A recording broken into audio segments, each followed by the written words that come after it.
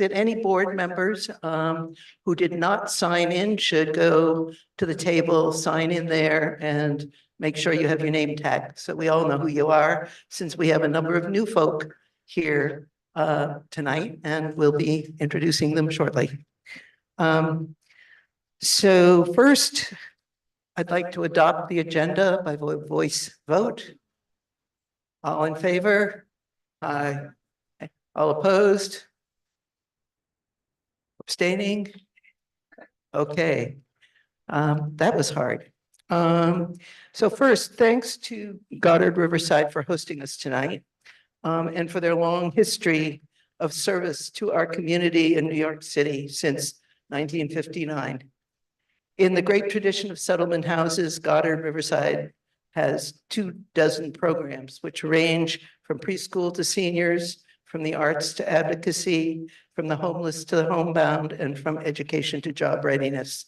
Also from the Upper West Side through all their partnerships to New York City writ large. I cannot imagine this neighborhood without Goddard Riverside, and we want to thank them for their generosity tonight.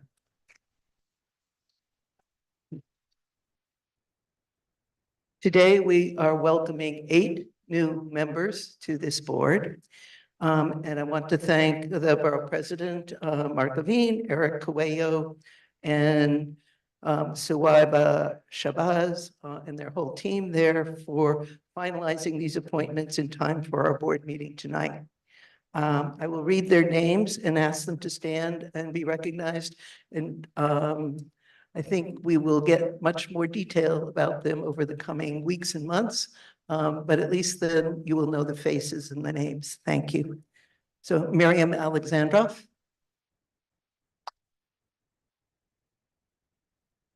Adam Brodheim.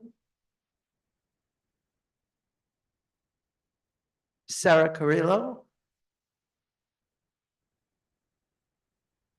Saralee Evans. Rachel McLaren. Is Rachel here? She's on Zoom. Oh. I'm on Zoom. Hi.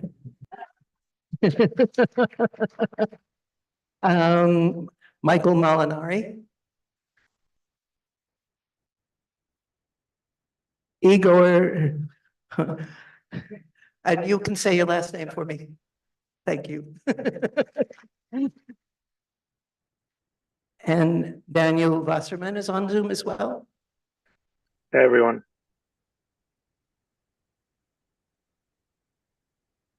So there are 3 committee meetings in May that I wanted to call to everyone's attention because they all cover important projects in our community.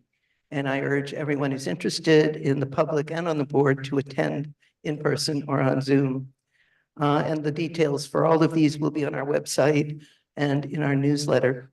The first of the 3 is Housing and Land Use Committee, which will hold a public hearing on the mayor's proposal for City of Yes for Housing Opportunity with a presentation by the Department of City Planning on Wednesday, June 15th. A second is the Parks and Environment Committee, which will host a presentation by the Department of Parks and Recreation on the city's plan to reconstruct the Soldiers and Sailors Monument in Riverside Park. And that's on Monday, May 20th at 6:30. And the third is the meeting of the Health and Human Services Committee, which will hold a public hearing on the city's proposal to establish a women's shelter at 23 West 106th Street. And that's on Tuesday, May 28th at 7. So with Ken. I'm sorry, I meant May. May. Thank you. Thanks for the catch. I'd like to turn the meeting over to Max for the district manager's report, if he's available. Thanks, Beverly. I'll keep it short. Thanks to Goddard for having us, especially Jesse, Justin, Sharon, and of course, Larry. We really appreciate it. Welcome to the new board members. They were appointed last night around 8 p.m. and we quickly invited them to join. It's a monumental effort that you made it here so quickly, and we appreciate it. We'll update the contact lists tomorrow so all the new board members can quickly be reached out to by the very excited existing board members. And finally, in June, we're going to be holding a social event for all board members. We're working on a date right now, and we'll be in touch about that. And that's actually the extent of my report. Thanks. The next item on our agenda, we would like to hold for about at least 20 minutes because Gale Brewer is running late and she texted that she would not be here for a few minutes. So the presentation she was planning will be a little bit later. Because the state budget had so many significant changes, are we on? We're because Brad. Okay, our state representatives are, one is sick and one is not available. So we will also skip the item on our agenda that was an updated state budget. Shelley.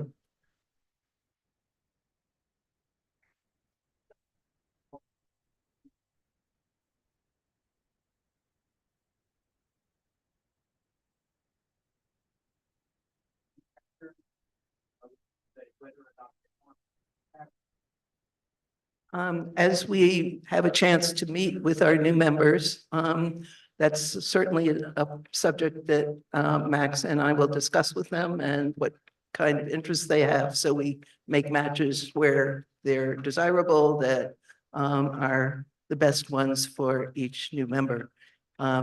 Good thought. Thanks. Since we have had to skip several elements here, I think we are ready to begin the community session. So with that, who is handling the list? Okay.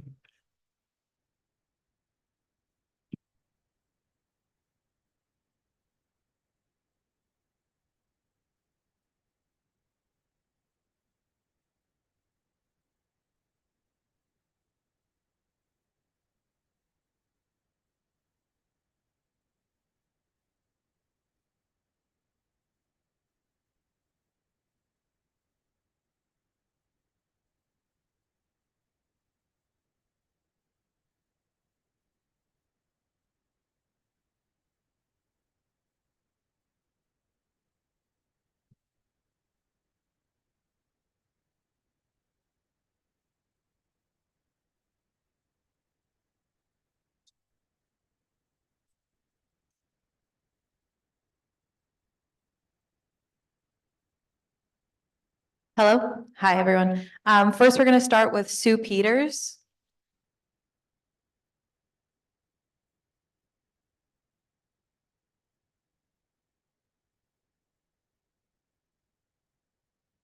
Yes, I'm traveling. How will I know if it's about the time? Oh,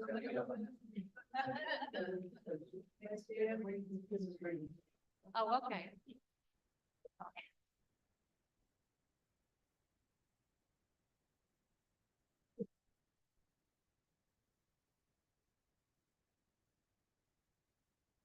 I start.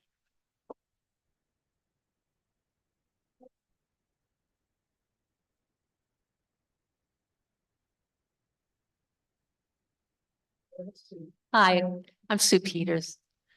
I have passed out a page of information from the environmental. Could you step just to the right or the left of the screen, perhaps? Okay. Where's the timer, Max?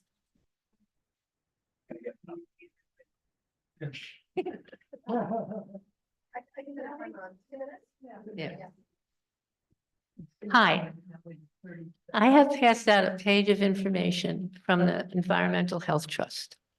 I will describe how the Federal Communications Commission, the FCC, responsible for protecting Americans from potential radiation hazards from cell phones, concealed important phone test results from both the American public and the U.S. Federal Court of Appeals. I'm going to give you a timeline. Keep in mind that children and adults use and carry cell phones pressed to their bodies for hours a day.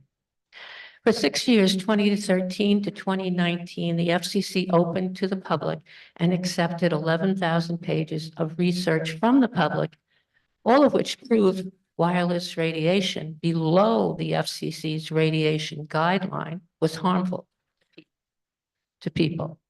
In 2019, before closing those public comments, the FCC itself tested several smartphone models, Apple, Samsung, Blue, Motorola. They tested them at a distance of 2 millimeters from the human body and found that the FCC's human radiation limits were exceeded. 4 years later, in September 2023, because of FOIAs submitted by the Environmental Health Trust, the FCC released finally the test results from 2019 to the American summary. For more than 4 years, the FCC hid these test results from the American public, and during these same 4 years, hid them from the U.S. Court of Appeals. And please wake up to the fact that the FCC is not there to protect you, but to protect the wireless companies. Please, thank you.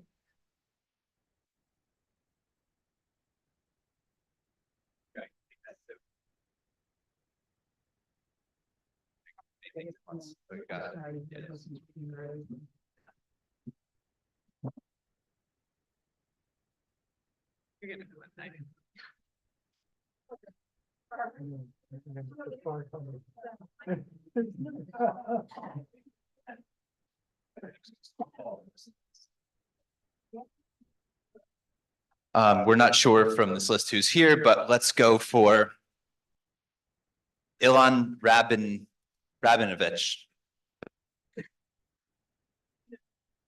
Rabinovich. Thanks, Linda. Okay, how about Jody Sperling?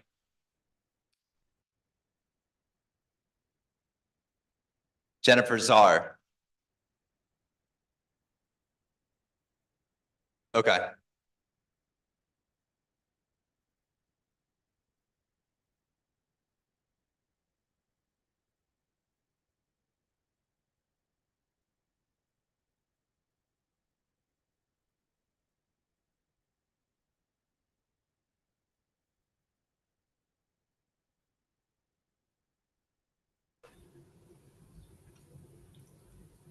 Hello, can you all hear me?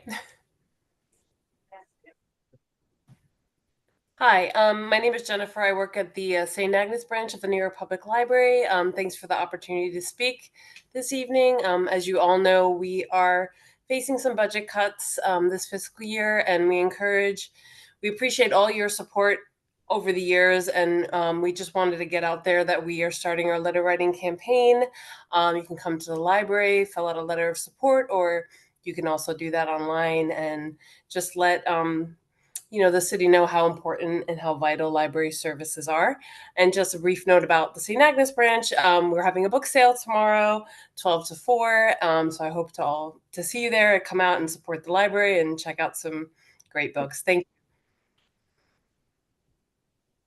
Okay, thank you. How about Kate Madigan?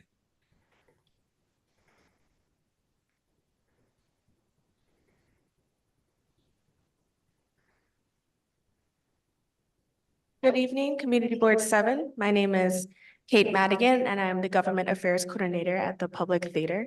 As many of you know, we're the stewards of the Delacorte Theater right here in Central Park. It's still under construction, and we started last fall of 2023, and we're currently on track to finish our work on site spring of 2025 and reopen in summer of 2025. Free Shakespeare in the park will continue throughout This summer, throughout all 5 boroughs, the Public Theater's mobile unit will perform in local NYC parks and plazas from May 28th to June 30th. Their rendition of Shakespeare's Comedy of Errors is a 90-minute show that is also fully bilingual in English and Spanish. Also, visit our website to learn more about our Go Public summer programming. We even have opportunities for you to stream our professionally archived Shakespeare in the Park performances in the comfort of your own home. But you can also join us August 12th for a screening of 2019's Much Ado About Nothing. Finally, I'm pleased to invite everyone to join us downtown in Astor Place on July 28th for a block party style celebration of Shakespeare and Go Free Public programming. I'm happy to answer any questions, and please do not hesitate to contact me if you have anything about the renovations.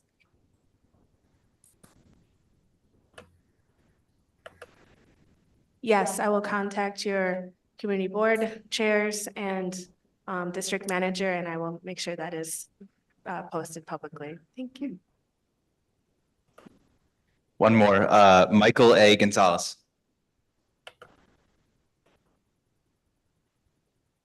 Okay, then we've made it through, unless there's anyone here that wanted to speak in person that didn't sign up. Okay. Doug, are we going to the, Oh, okay, then it works out well because Linda is now arrived on Zoom. Yes. I think she's being promoted now.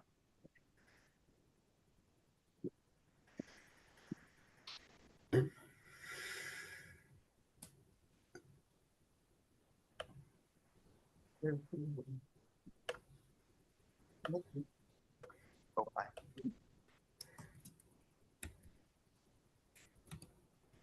So we are now returning to the item on the agenda, which is a summary of actions in the recent state budget that influence our committee. Linda Rosenthal, our assembly person, will be delivering that. Brad, our senator, is ill and was unable to join her. So with that, we're trying to get Linda on Zoom. Hello, Hello? can you hear me? I'll ask that. Yes. question. Okay, great. Thank you for inviting me. Great to be here. I am in Albany, and so thank you for accommodating me through Zoom. I'm going to touch on a couple of important issues to our community, to the city, to the state. First thing I'd like to report on is Sammy's Law, which was named in honor of Sammy Cohen Eckstein, who was killed about 12 years ago in a car crash. And this bill was in the budget, and it gives New York City the ability to set its own speed limit down from 25 to 20.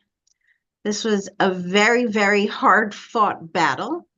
You know, with all the advocates coming up to Albany all the time, all last year, all this year. There are people in Brooklyn and Queens who oppose this. And I think it's because they use their cars all the time and don't want to be told not to speed. But we know that traffic violence is a serious issue in the city, and that if people go at a slower speed, they're less apt to kill someone in a crash.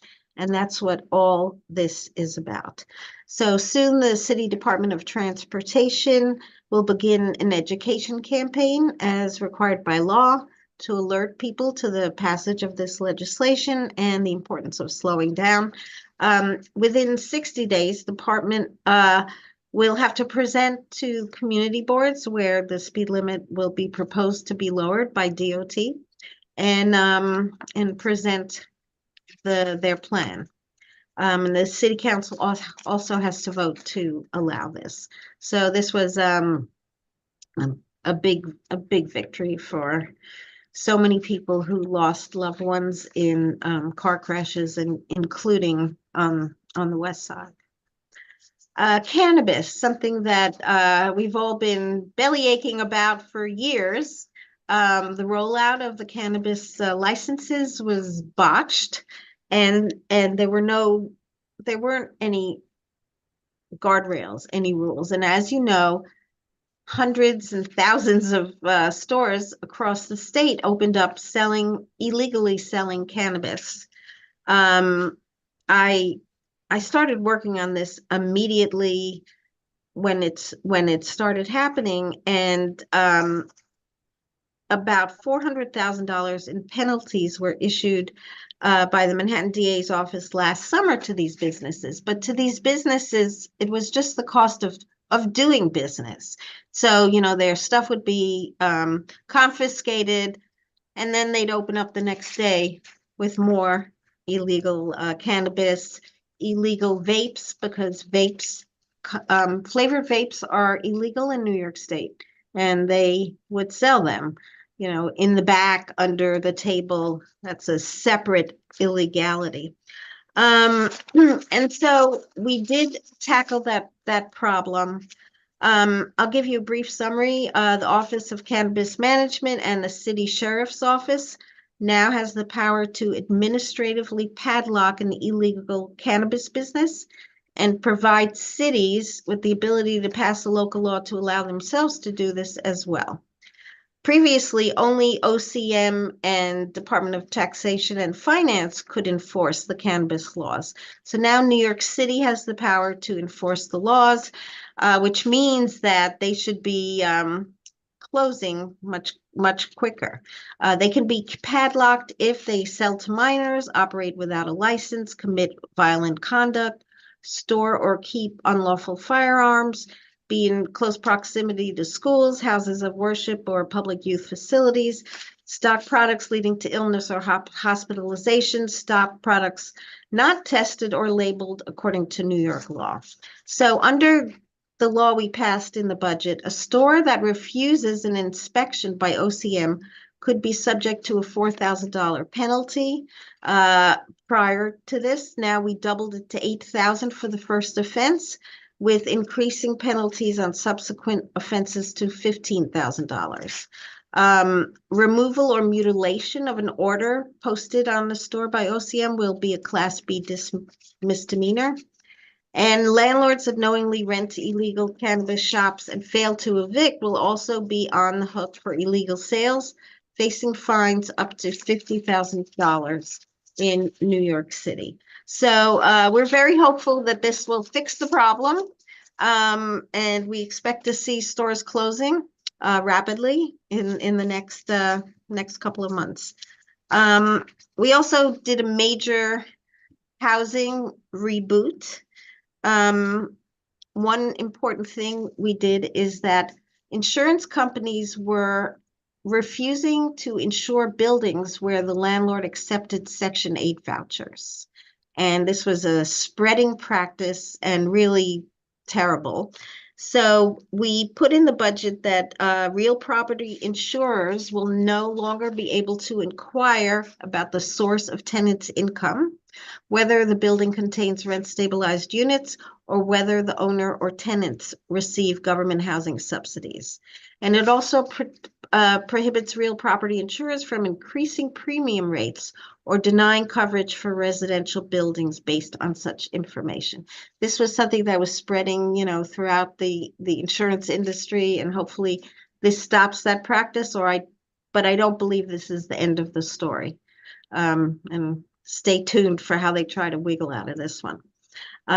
We addressed deed theft. We incorporated the offense of deed theft into the larceny statute, and we did a few other things because deed theft has been rampant throughout the state. Now, when it comes to other housing things, we allowed the city to go above 12 FAR. And I know this is something the city of New York wanted, but I also know that there are a lot of groups that are trepidatious about this. So we will see how this unfolds, but there will be a process. Not every spot all of a sudden can go above 12 FAR, and I can explain it at some other time. We also put in a new 485X program, which is like 421A with different options, different levels of affordability, and different places within the city where this benefit can be administered. You know, we heard a lot about how there is a housing crisis, not enough affordable housing, not enough market rate housing.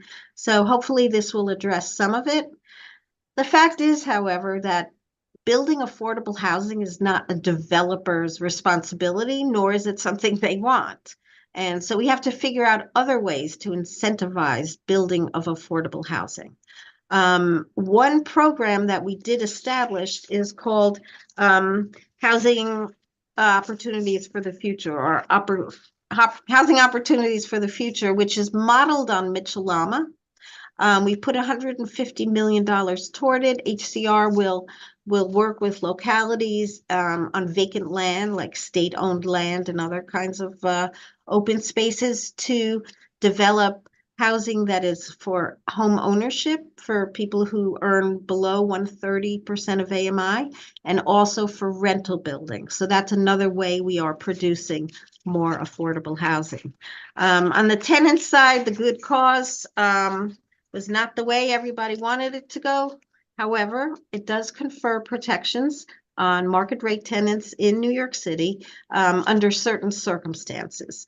It exempts buildings that are 10 units or lower, and it exempts portfolios where owners live in one of the buildings they own with 10 or fewer units.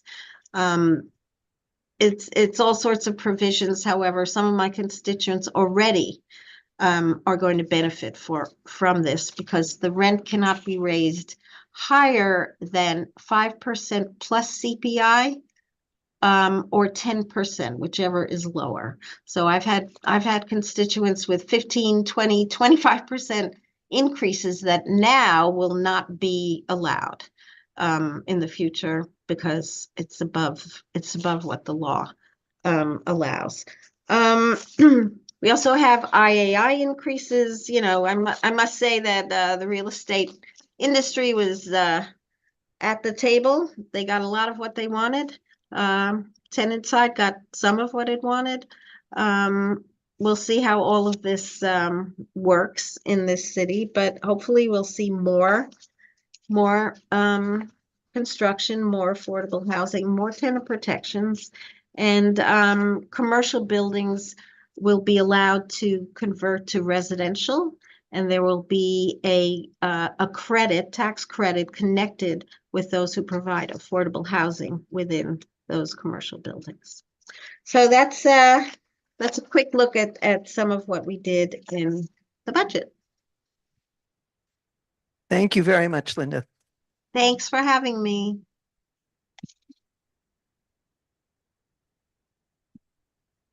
Yeah, she's not here. Yeah. Would you like me to have an offer? You want me to? Yeah, go ahead. Oh, go ahead. Okay. We have another member of the public who wishes to speak. Yes, my name is Louise Johnson, and I live in Manhattan Valley on 106th Street, where the city has been planning to put a shelter, which was done in secret. And I wanted to thank the board because you're going to put it on the agenda for next month. I'm really pleased about that. But I am really concerned. I mean, those buildings, which they're doing a gut renovation on right now, were built originally as 2 apartment buildings. There's typical 5-story walk-up with about 20 apartments each. So they could be making this into affordable housing, but they're choosing to put a shelter on a very fragile block in Manhattan Valley with an SRO for senior citizens across the street, for low-income senior citizens, three HDFC co-ops and we're talking the immediate block here, residential program Veritas for drug-addicted people, which is next to the Metro Bud, which is an illegal drug dispensary, and around the corner from the Park West Hotel, which is now serving migrant families. And they're talking about putting 130 or possibly, according to the workman, 160 beds. And I hear that it might be women, but since this has been done with such secrecy, we know nothing about this project. They're planning to open it in August, which is very little time. I'm very pleased that the board is going to have a meeting at the end of May, but that gives us zero time. I guess they don't really care about the community that's around there, but it's very fragile. And I've lived there since 1981. And I'd say the first 25 or 30 years were pretty rough. And it was like, I mean, the area was crack vials everywhere and prostitutes and drugs. And it took a very long time in working with the police and the community. And it is a very diverse community that worked together to make it a decent place to live. And they're gonna, I mean, this will overwhelm us. I mean, I would love to think that it's gonna be great. But I don't have any reason to think that because it's been so sneaky and secretive, and including to the board. Thank you. Thank you. And we will have a presentation, so all the questions you ask will have an opportunity to find answers. Thank you.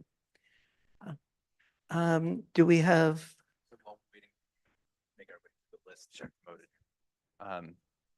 We just have a couple elected liaisons we're going to get through while we're waiting for Gale Brewer to show up. We'll go to Evan Lieberman first.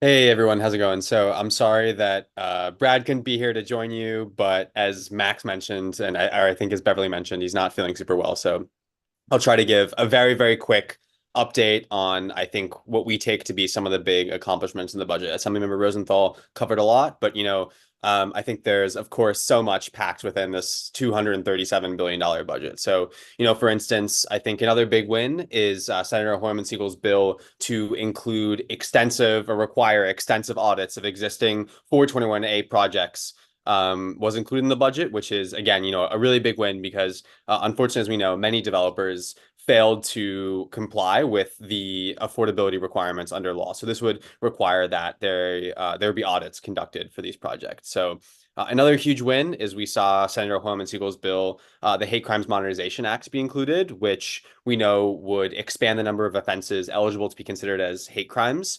On the Upper West Side, especially, we know that since October 7th, there has been a really horrific increase in hate crimes.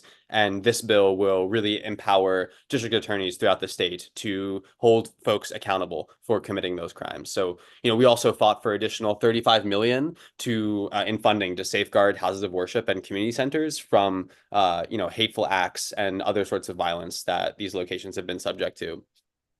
Assemblymember Rosenthal mentioned Sammy's Law. That is a huge, huge victory. It has to be emphasized. Senator Hoylman-Sigal and Assemblymember Rosenthal have been fighting for years for that bill, which they've carried. And this was 4 years of campaigning by Sammy and his family. And his grandmother lives on the Upper West Side and has fought really hard for that bill. So this really is a local victory as much as it is a victory in the Capitol.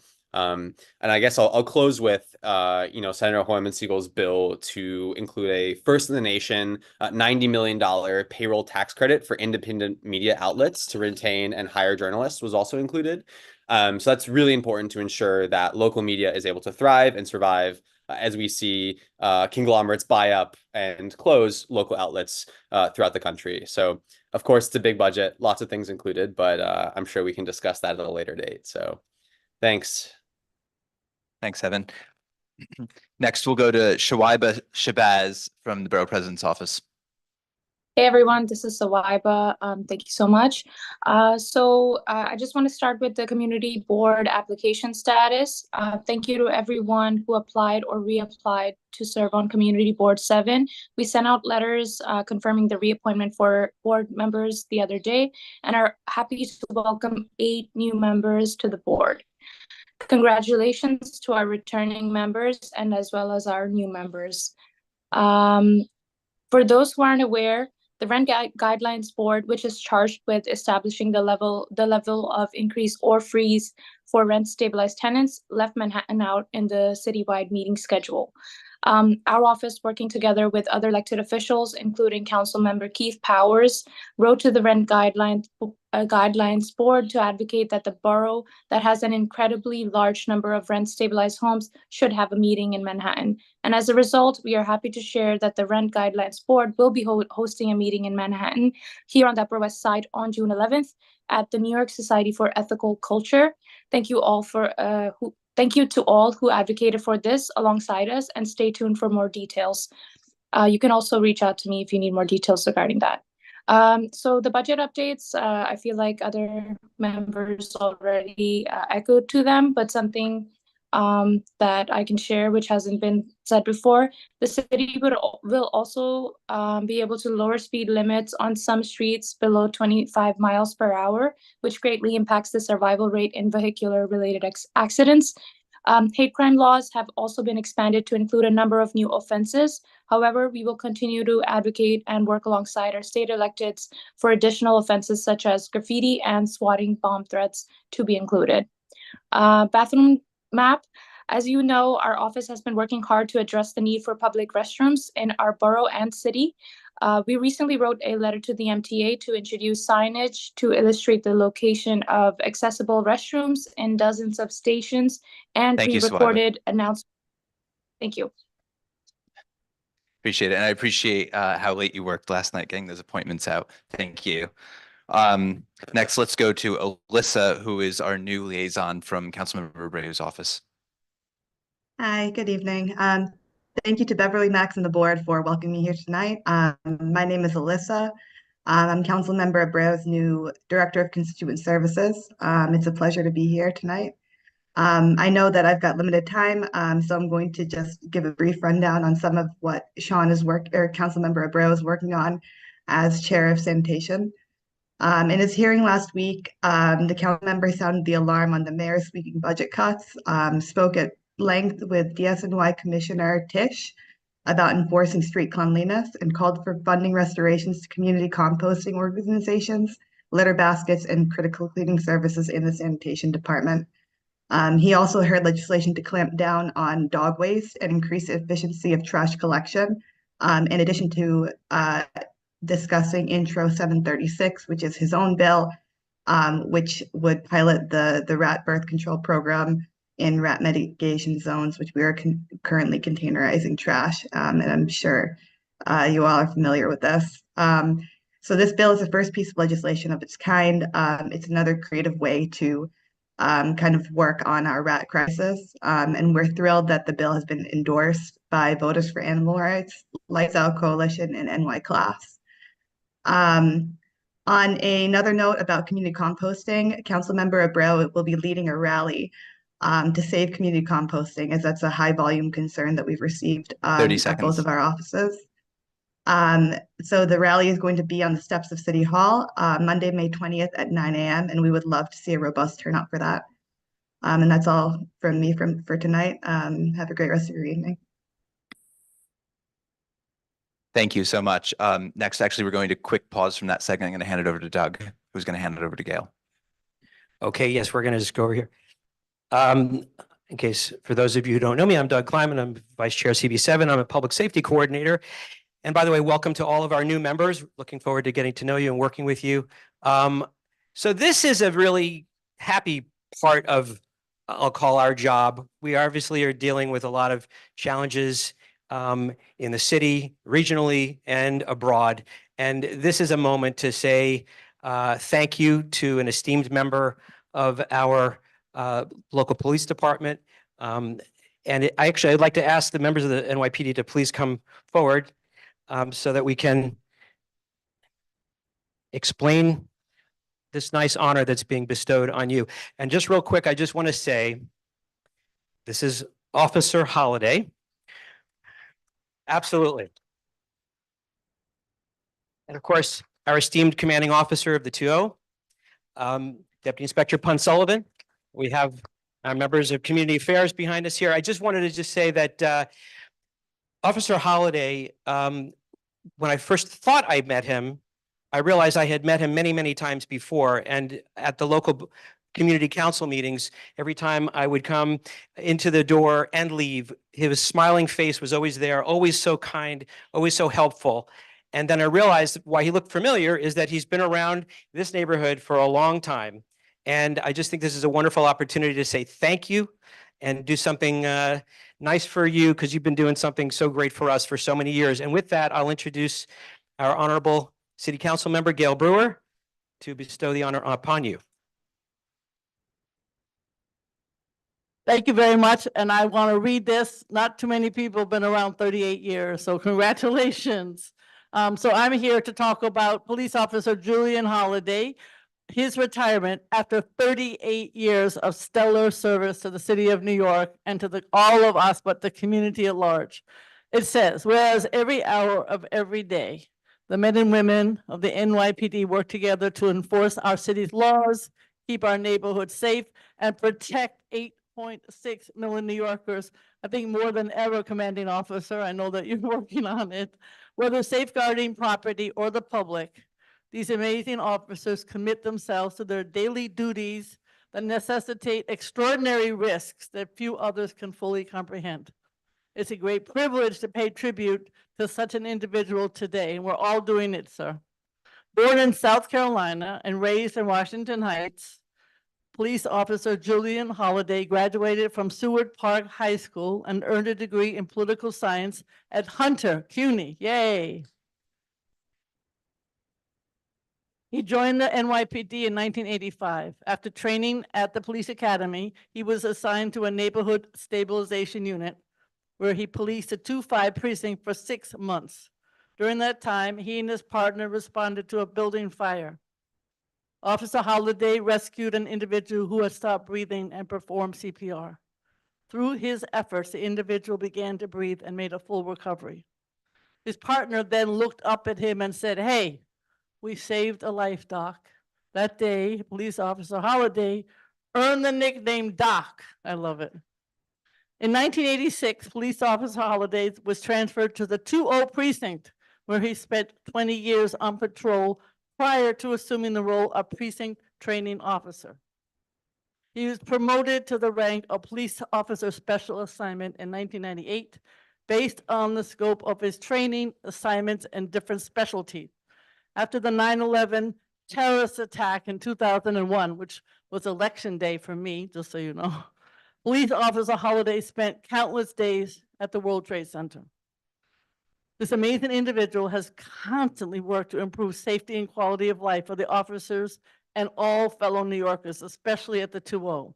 With wisdom, patience, and observation, he solved problems, suggested improvements, diffused conflicts, and mentored officers. He treated everyone equally, not favoring any group, any institution, or any individual, and went beyond the call of duty, which is why we're here today. Police Officer Holliday spent hundreds of weekends, nights, and holidays away from his family, never calling in sick, in more than 3 decades of service. Wow. Police Officer Holliday resides with his wife, whom he met while working in the 2-0 precinct in 1988. They married in 91 and have 2 children.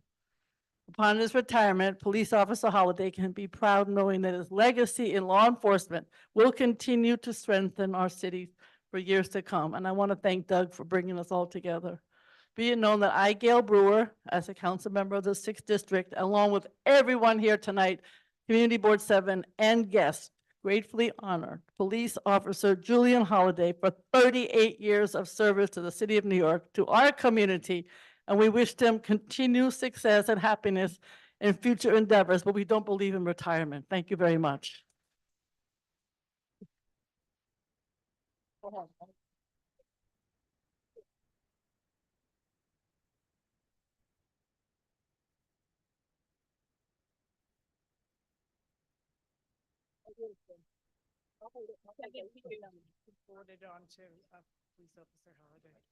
Yes. Thank you all so much. It's truly a pleasure to be here. 38 years, long time. I really enjoy my work. There's a saying that if you enjoy your work, if you enjoy your job, you'll never work a day in your life. And that's me. For 38 years, I've spent my career here in the 20th precinct, and I really enjoyed it. I met a lot of really great people, who are near and dear to me. The community here is near and dear to me, and there will always be a special place for you in my heart. And I thank you all for just accepting me during those 38 years. And continued success to you all, each and every one of you all here. May God bless each and every one of you all in your endeavors. Thank you so much.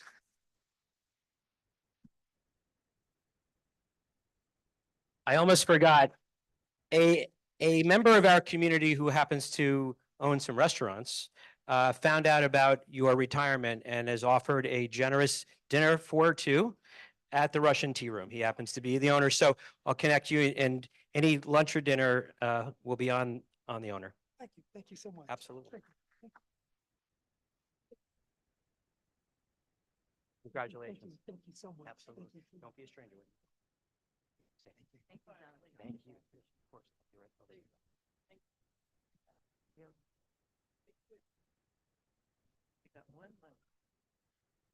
I'll do my very quick report. Thank you so much. That was a very moving tribute that you put together, Doug. Thank you so much.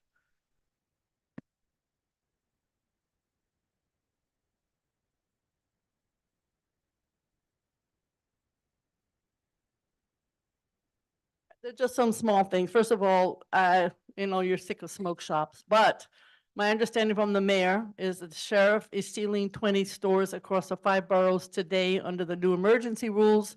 And it's my understanding that on May 15th, it's going to be even more shutting down. So we have sent him the, 53, 96, depending on how you count, on the Upper Side list.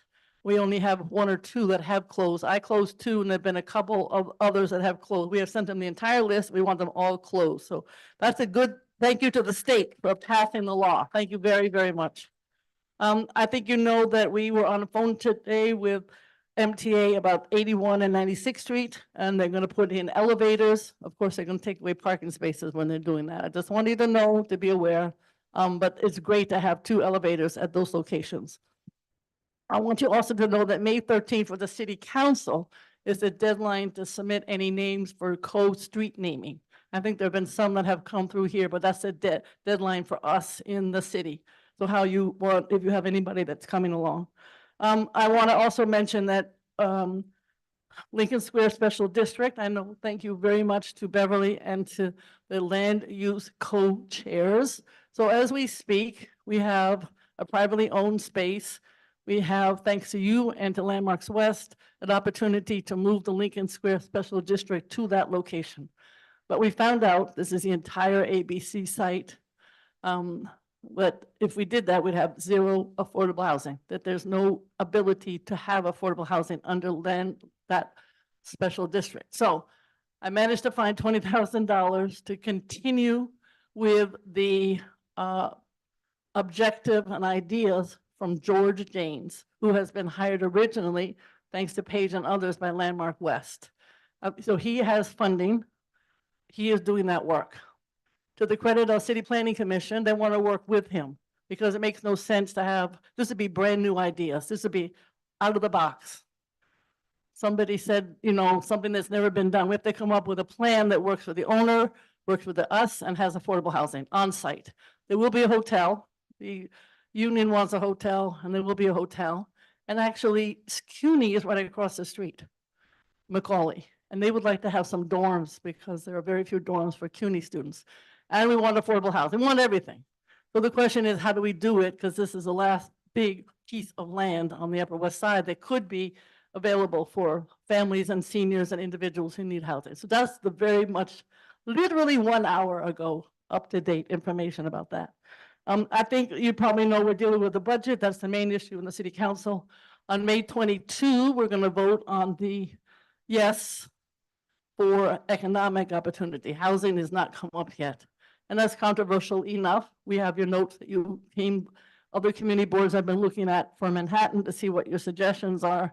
And I will work with others to incorporate as many of your suggestions as possible. The main one I think is what kind of space can you have in your private home that is for commercial use and all the commercial residential uses that you have brought up. We have two back to smoke shops, one on 66th Street and one on 72nd Street. I have to say the ones on 66th Street, they're both, thank God, selling tobacco and cannabis. I think just cannabis is legal. Understand all of these smoke shops have illegal tobacco, but the legal ones don't. The legal ones are willing to donate to God at Riverside, to arts organizations. I think you should work with them and come up with a list. I've come up with a list. They're going to be making a lot of money. So they're more than willing to be helpful and supportive of those in the neighborhood who need that funding in terms of the nonprofit. So I want you to make sure that you get that list. I'm going to leave it at that because your time is of the essence. You have much more to discuss. We have a lot of events coming up. I hope you all get our postcard and you get our newsletter. I will be very upset if you don't sign up for our newsletter. I'm going to say something really stupid, but I did go to that Met Ball last night. I did not have a fancy dress. But the funniest thing happened that went viral. I don't know any celebrities. So I'm trying to get up the stairs. The stairs are so high. I hope, and there are 50,000 photographers, not on me.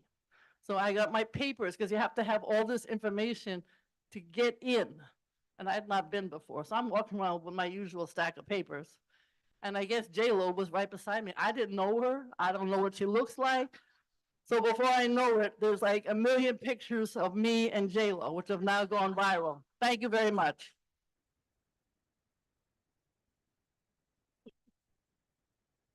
Thank you, Gail.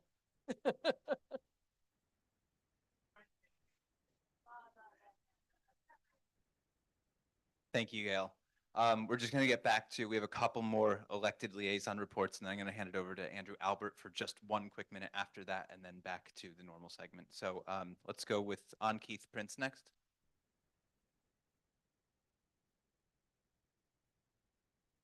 Hi, everyone. Let's see. So this past Sunday, May 5th, we worked with the Columbus Amsterdam Bid and the Italian American Cancer Foundation to host a free breast cancer screening event for the community. Despite the less than pleasant weather, we were happy to have helped over 20 of our neighbors get their annual screening. As for future events, we're working on scheduling our next community shred day and a public health fair. Information forthcoming. We're struggling to get those finalized, but I will hopefully have that information for Max, and I will share when I have it. As I'm sure you've all heard by now, the new state budget was enacted a few weeks ago. As everybody said, there's a lot of great stuff in there. I won't waste your time going through everything, especially as Assemblymember Rosenthal and Evan covered much of it. But I do want to highlight two important things that were very important to our office in particular. So for several years now, Assemblymember O'Donnell and Senator Robert Jackson have been advocating for a study to update the foundation aid formula. We were very pleased to see that directive was included and relayed to the Rockefeller Institute, and we hope to see it enacted in the next year's budget. And secondly, as chairman of the Tourism, Parks, Arts, and Sports Development Committee, Danny was successful in negotiating a significant increase over the governor's proposed funding for the New York State Council on the Arts. After starting at a $90 million initial proposal, we were able to push the final figure up to $160 million in direct funding for arts groups across New York State. 50% of that money will be in the form of programmatic grants, and 50% will be capital support. 30 seconds. And that officially brings to a close Assemblymember O'Donnell's 8th and final budget cycle as chairman of the Arts Committee. Thank you. Thank you, Keith. Next, let's go to Quentin Saffron. Hey everyone, happy May. I will keep things brief. The bulk of our update is events, so I'll just pass those on to Max so he can share it with everyone. For our legislative updates, now that the state has passed their budget, the mayor recently unveiled his own, and our office is glad that many of the administration's previous misguided cuts have been removed from the budget, but many cuts remain seemingly without fiscal justification, given the still too low projections from an administration which has already been mistaken. We will continue to advocate for a budget that is fiscally and morally responsible. Last month, the public advocate and the city council welcomed over 1,000 people to a hearing on the hardships facing Black migrants arriving in New York, which is a record-breaking number of attendees. Public Advocate Williams, the son of Grenadian immigrants, called for a baseline of equitable services and resources for the community. And then just lastly, any New Yorker can always reach out to our office by contacting gethelp@advocate.nyc.gov or by calling 212-669-7250 and leaving a message. And our office is receiving constituents with an appointment. Thank you. Thanks. And then finally, we have Hannah Weinerman.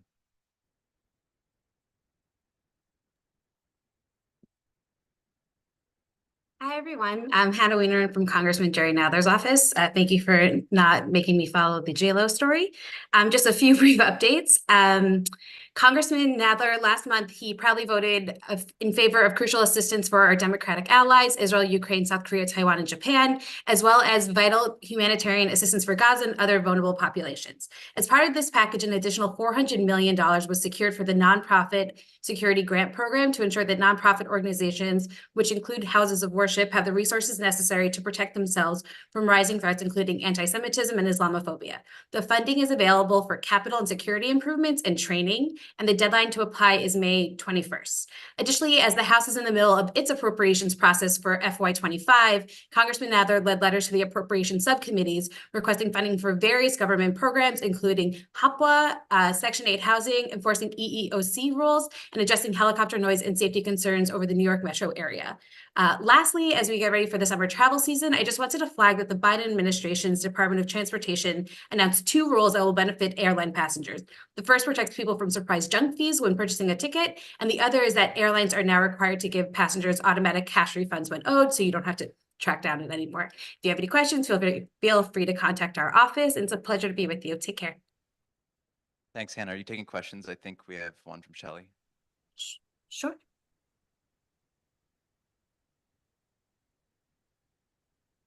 Shelley, try this. I want to know what the congressman's vote was on the adoption of the international definition, Holocaust Commission's definition of anti-Semitism, which was in the Congress.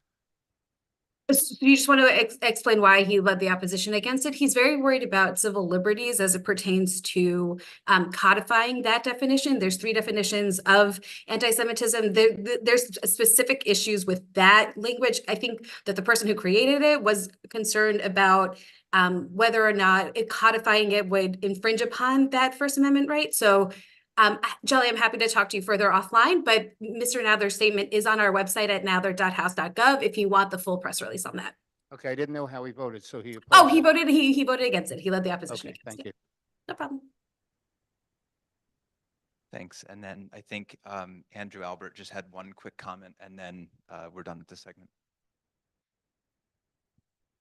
So there's actually another piece of good news out of the state budget that wasn't mentioned, and that, along with the Outer Borough Transit Fund, which was largely and very much supported by State Senator Leroy Comrie, there will be a 10% discount on monthly Long Island Railroad and Metro North tickets sold within the boroughs and for travel within the boroughs starting July 1st, ostensibly the day after the beginning of congestion pricing.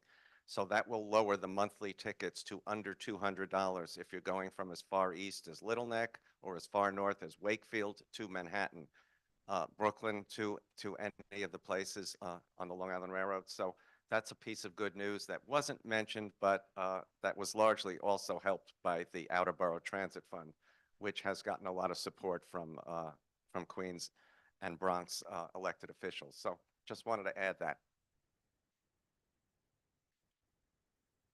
Thanks, Andrew.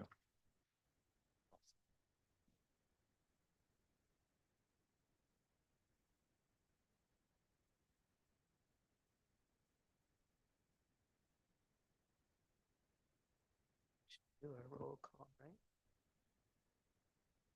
right? This is the time right before the business section when we normally do our roll call voting by phone. So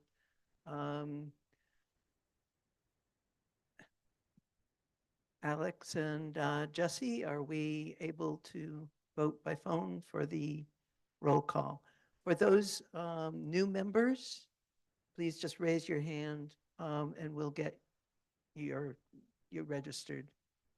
Sorry about that.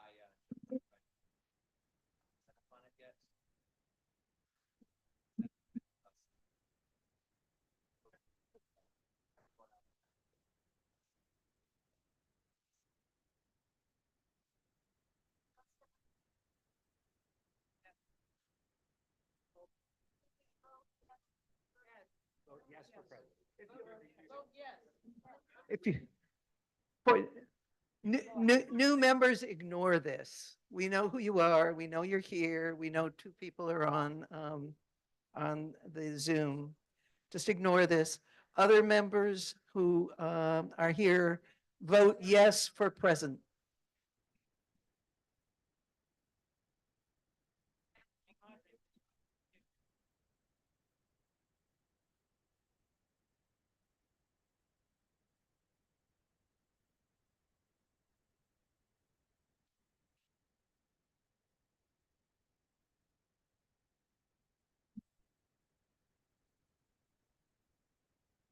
Thank you.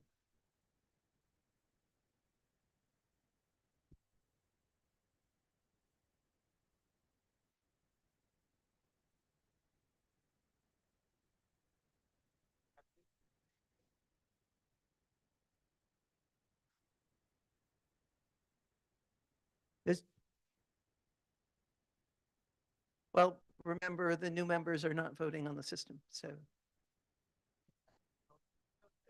Is there anyone who has had difficulty who is voting by phone? New members not included. Yeah, Audrey?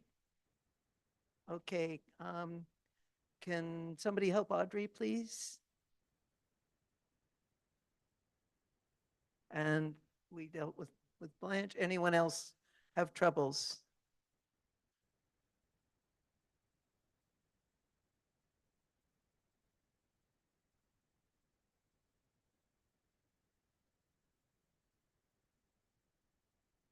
All right, can you add Audrey manually, please?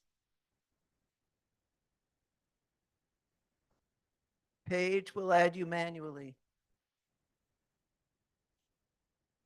Took care of, have you taken care of Paige and Audrey as well? We affirm that they're here. All right, thank you very much. Please finish for those. Anyone further had trouble voting? Thank you.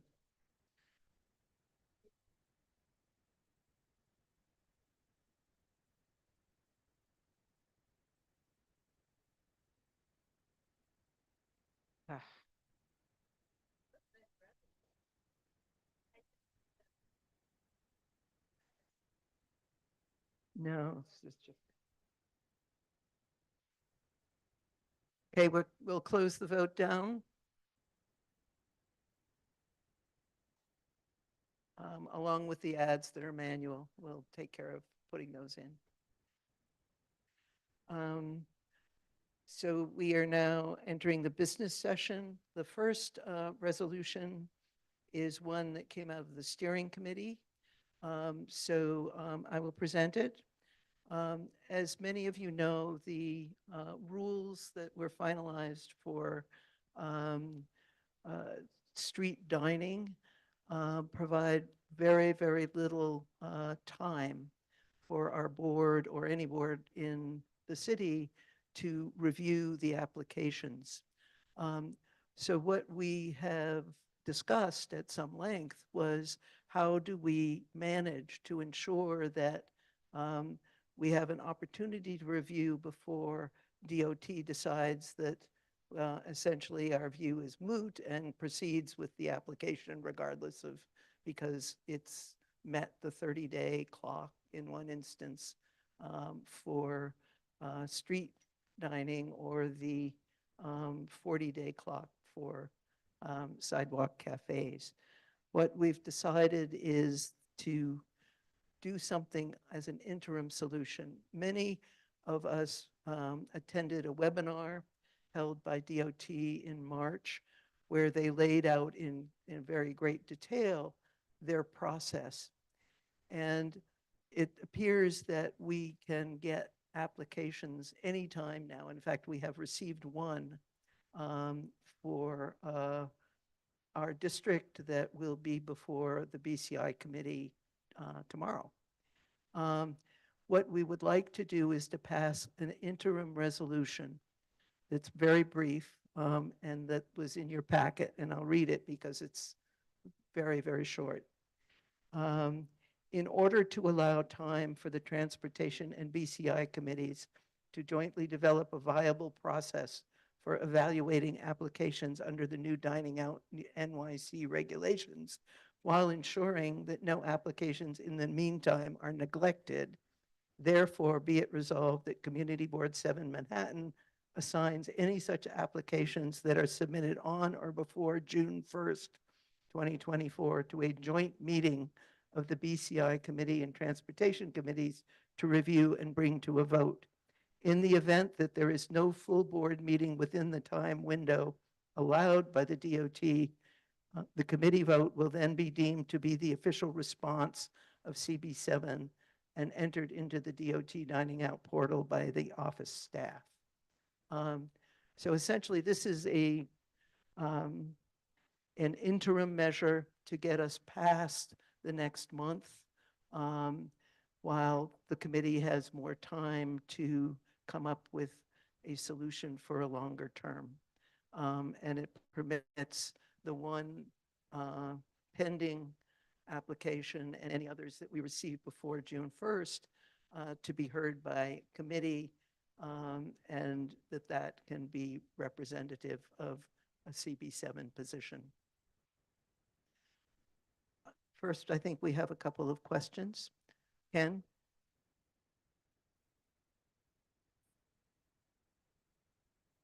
Which committee will be the lead committee?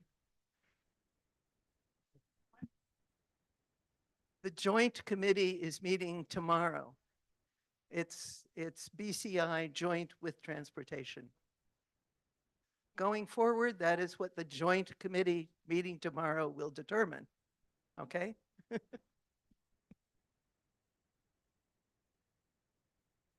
Bev, I can't conjure up all of the timeframes from the new statute, but did steering consider what we're going to do about the fact that we don't meet in July and August? That's well within the review time. That issue will be dealt with in the joint committee meeting tomorrow. Okay? Should be an interesting discussion. Yes, no, we'll vote on the phone, except the new people, hold off the new people. For old people, please vote on the phone. Yes, no, abstain. Veterans, experienced members. Okay, and I will do a yes and no and abstain for new members in a moment, so hold off.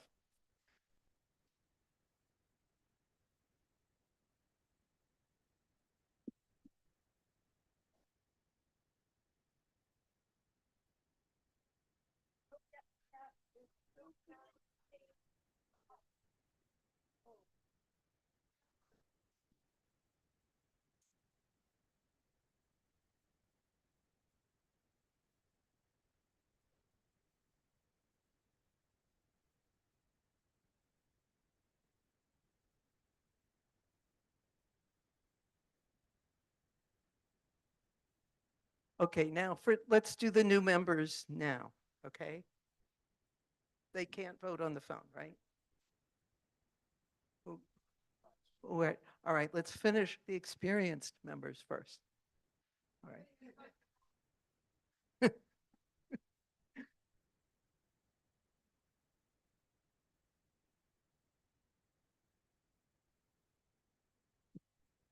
Okay, now we're doing new members. New members voting yes. 1, 2, 3.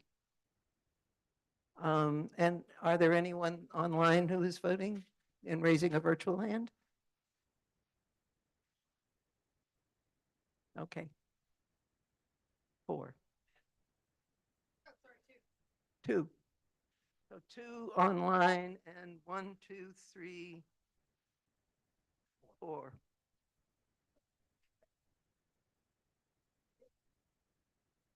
Two and 4 is 6, yes? Anyone among the new members voting no? Anyone abstaining?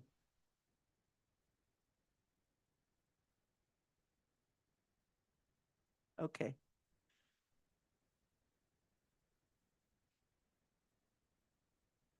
Okay, so, and one ineligible to vote. Thank you.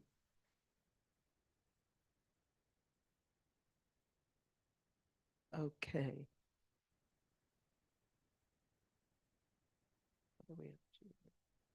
I think the additional items on the business agenda are preservation items. And can we have the preservation co-chairs come forward, please?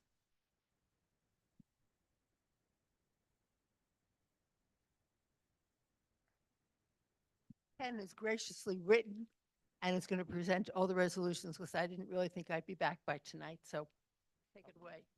She's back.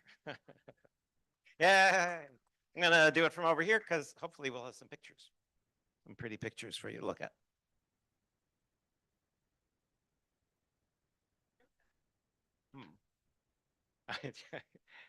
Yes, Jesse's on it. You've got the you received the resolutions by email, the full resolutions, but also on the agenda, there's a quick summary of each one. There's 5 of them. I'm sorry, wasn't our idea.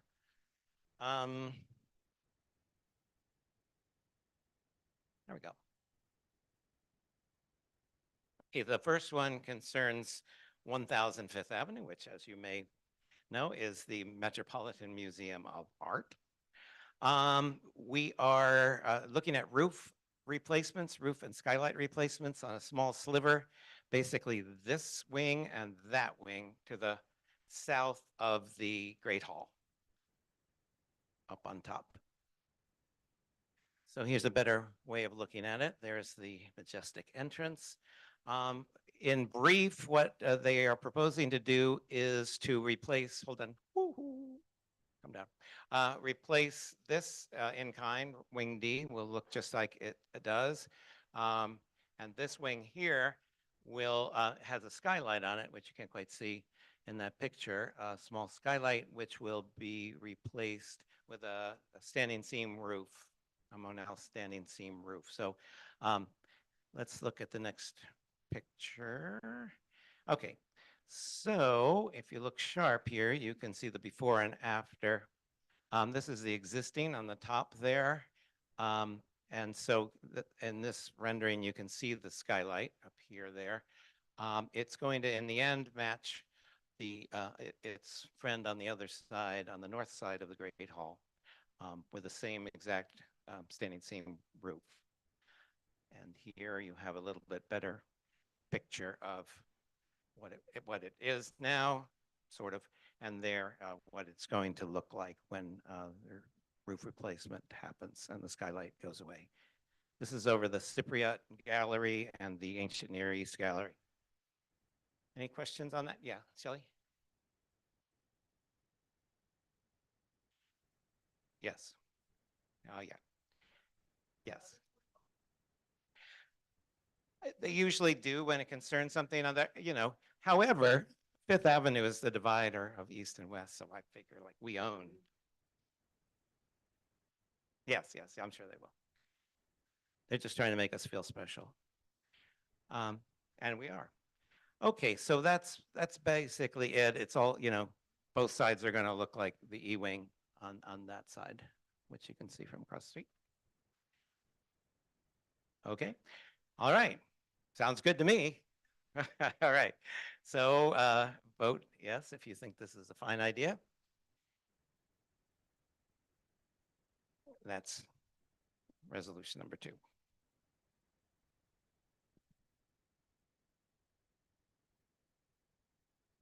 Yes, no, abstain, or yeah, are we doing the vote in between?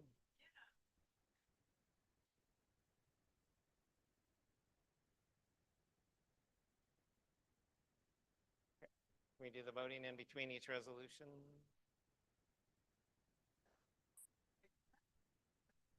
Yeah.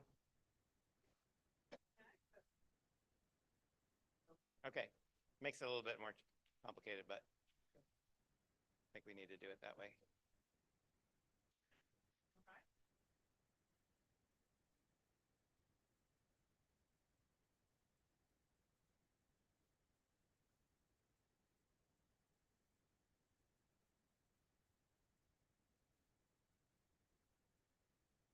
Okay.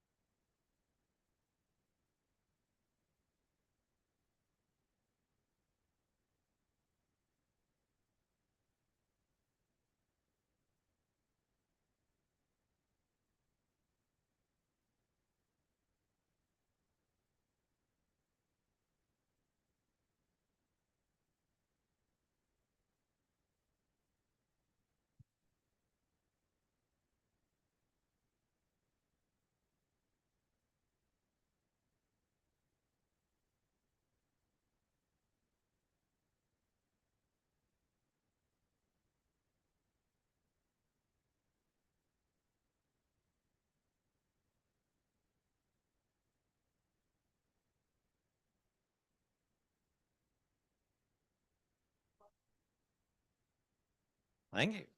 All right. Thank you all. We're going to turn to another building once we do the little switcheroo. This is another probably familiar building, 1 West 67th. It's the Hotel des Artistes. And in the back of the Hotel des Artistes are not people, but rather, there we go. Okay, so this is the rear facade that faces north towards 68th Street, actually. And as you can see, there's sort of a motley collection of mostly very large windows. The folks in this apartment have 2 of these large windows. This one is deemed not large enough. They would like the 2 to match.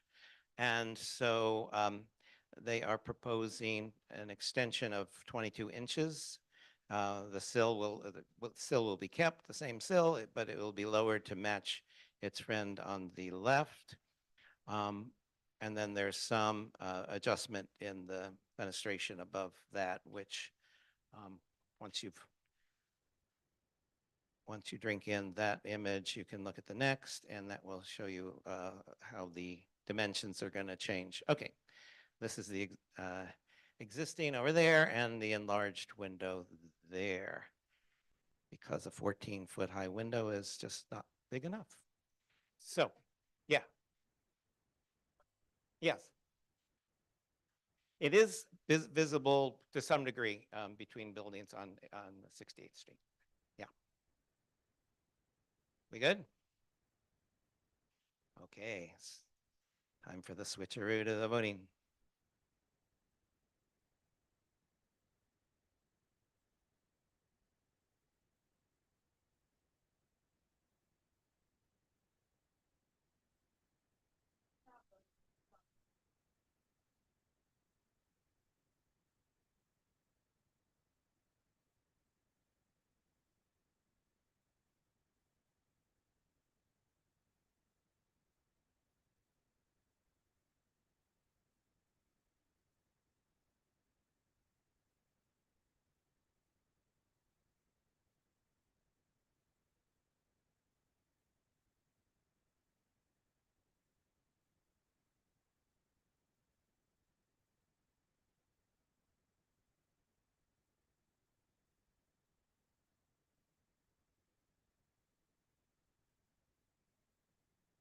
Okay, great, thank you.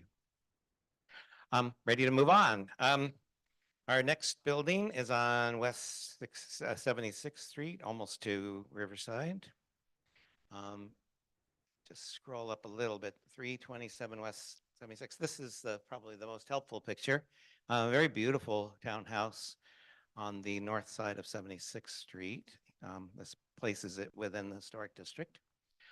And nothing will change on the front facade. However, the rear facade will be altered somewhat. Then the alterations will happen on the top, on the penthouse level. Right now, there is an elevator bulkhead and a little bit of an entry room, and then a hot tub, which will go away and be no more up at the top. And this will all be the bulkhead will be enlarged to make a moderate-sized penthouse area, and the as I said, the hot tub goes away. So I think we have, oh yeah, we have a massing picture on the next one. It's probably the most helpful thing to look at on the next slide, Jesse. No? Oh, yes. There we go. So this is looking from the north, from the rear yard. This little stairway and platform will be replaced in kind, so it's not really our concern too much. But this shows you the enlargement of the top of on this building. Yes, Mark.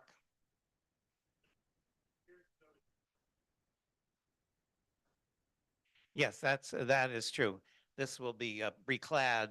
The back of what the existing will be reclad, and there'll be some doors that open out onto what will now be a little terrace. But yeah, yeah, and that faces, yeah, that's on 76, and it faces, this area faces towards. Great. Whew. We're never going to stay here till 9:30 at this rate. Just warning you.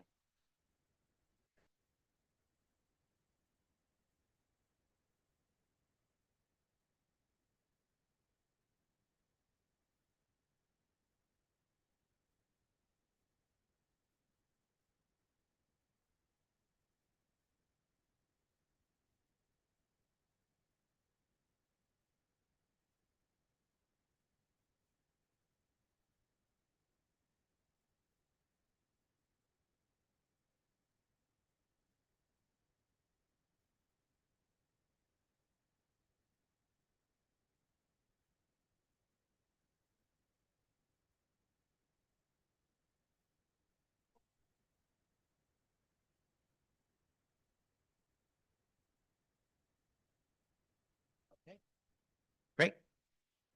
I guess we're ready for the next. All right.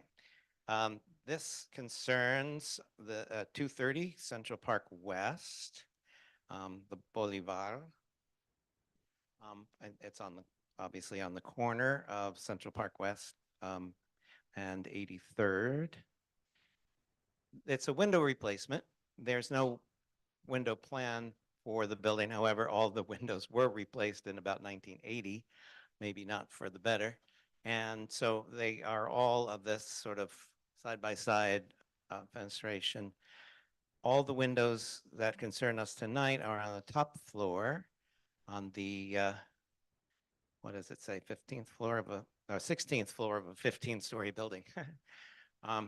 Because I guess people, there's no 13th floor, because nobody wants to live on the 13th floor. Okay, so you can see them sort of outlined in red here. All of these windows are going to be replaced. The condition of the windows, if we scroll up a little bit, we can see kind of the reason right on the next slide. Well, it's a little hard to see from that distance, but take my word for it, it looks nasty. And it's about ready for a replacement. And they'll be replaced in kind, aluminum and glass. It's not going to look different, no. I know, really. Yes, how about that? Are we ready to vote on this? We promise to come back next month with some more controversial projects. Okay, can we vote?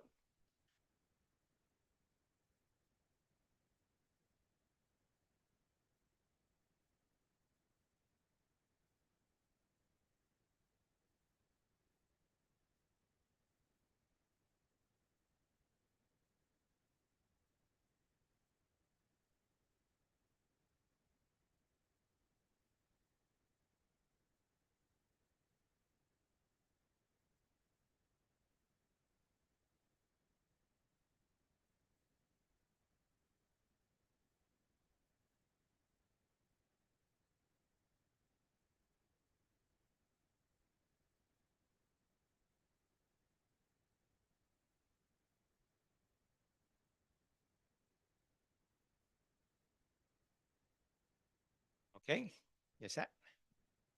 Great, thank you. And one more. Okay, this is the one, yes. Everyone's gonna hate this one. I just know it. I feel it in my bones. All right, this is at 202 Riverside Drive, on the bottom floor. Twin Parks Montessori School.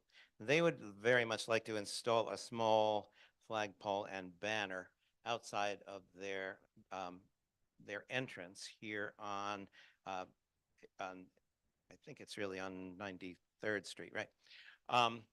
And so, yeah, I can testify, having tried to pick up a friend's kids at this school. I walked by it like 7 times before I picked it. Oh, that's the school.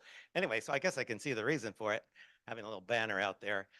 If you would like to look at the banner, it's on our next. And yeah, they have a little plaque that nobody can see either. So scroll up and let's take a look at what they're proposing. Here it comes. Okay. So here it is. The dimensions are important. I think it's 20 inches wide and 30 inches tall. So yeah, it's not large. It's like, yeah, hopefully people will be able to see it. It's like here to there, maybe. All right. Is that about 20 by 30? So there it is. It's okay. So that's what they're proposing. Any questions about that? Yeah, Mark.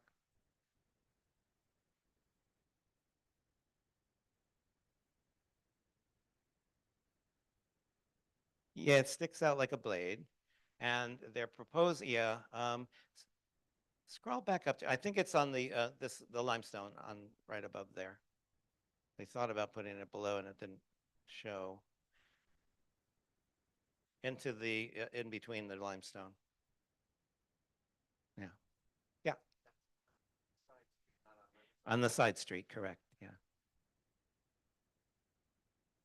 The building is called 202 Riverside. Yeah. It has an entrance. The entrance to the apartment entrance is 202, is on Riverside. Yeah. Shelley.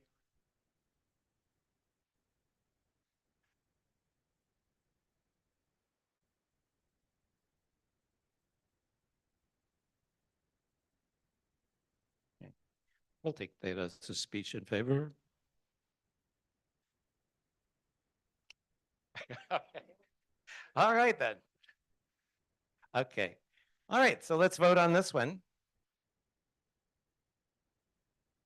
Whoa, they see it. Twin Peaks. I'm not sending my kid to Twin Peaks.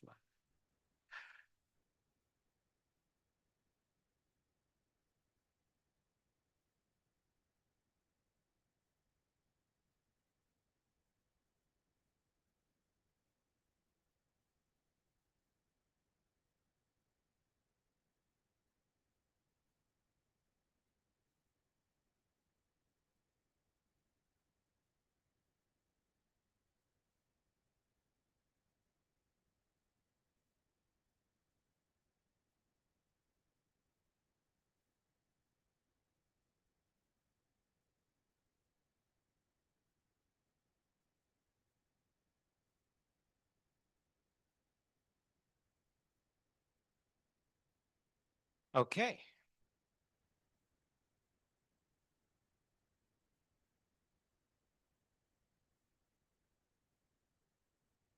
Two zero zero one. 42001, and that's it. 42001. 010.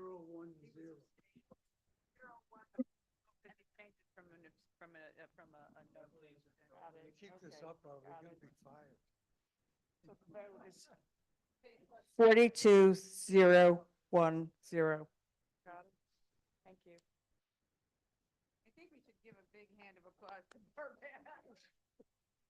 Very good job. By next month, all of our most recent members will be able to do this on their phone, and our voting will be much more streamlined, I guarantee you. Okay, good. Okay, motion to adjourn, may I ask for? All in favor? See you next month or soon.